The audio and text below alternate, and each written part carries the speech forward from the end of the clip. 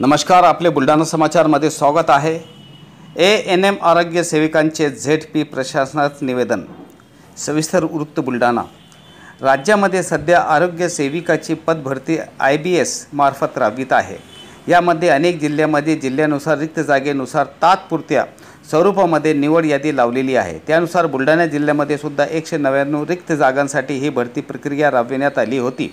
त्यानुसार 136 पदाची निवड यादी IBS ने जाहीर केली, परंतु यामध्ये वेटिंग लिस्टचा कुठलाही उल्लेख केला नसल्याने व उरलेल्या रिक्त जागा कशा भरता येईल किंवा मिळालेल्या गुणांचीही कुठलाही उल्लेख केला नसल्याने बुलढाणा जिल्ह्यामध्ये जवळपास तब्बल 10 वर्षांनंतर ही भरती होत असल्याने अनेक विद्यार्थ्यांच्या मनात शंका कुशंका निर्माण होत असतानाच काही वर्तमानपत्राच्या व सोशल मीडियाच्या माध्यमातून सदर रिक्त जागेवर GNM व BSc नर्सिंगच्या उमेदवाराला प्राधान्य देण्यात येत असल्याची कुजबूज ऐकायला आल्याने आज दिनांक 5 ऑगस्ट 2024 अनेक ANM कोर्स केलेल्या विद्यार्थिनींनी बुलढाणा येथील दक्ष युवा समाजसेवी तथा सुशिक्षित बेरोजगार युवक महासंघाचे प्रमुख प्रभाकर वाघमारे यांना घेऊन जिल्हा परिषद येथे मुख्य कार्यकारी अधिकारी सामान्य प्रशासन पवारसाहेब यांची भेट घेऊन आपल्या शंका मांडल्या। यावेळी पवार सर यांनी त्यांचे प्रश्न ऐकून घेत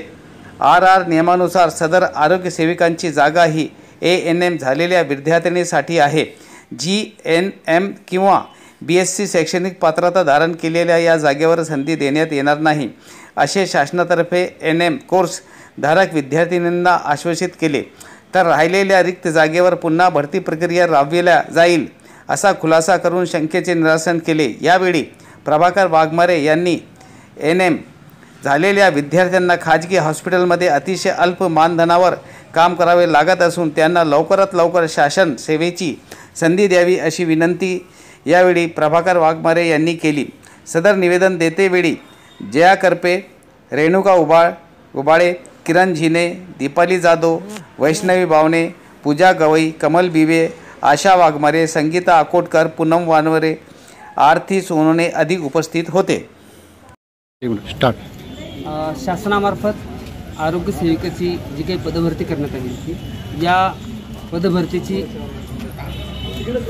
पडताळणी लिस्ट लावण्यात आलेली आहे। यामध्ये 199 जागांची जी काही रिक्त होत्या यापैकी 136 जागांची लिस्ट लावलेली आहे।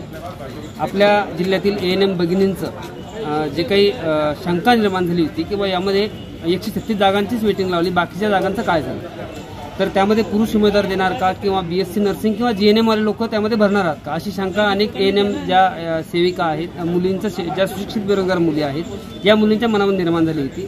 ती आज जिल्हा प्रशासनाच्या लक्षात आणून माननीय उपमुख्य कार्यकारी अधिकारी साहेब यांच्याशी या संदर्भात चर्चा करण्यात आली आणि साहेबांनी सुद्धा या निवेदनाचा सकारात्मक विचार करून ANMच्या जागी कुठल्याही दुसऱ्या पदवीधारकांना प्राधान्य देण्यात येणार नाही।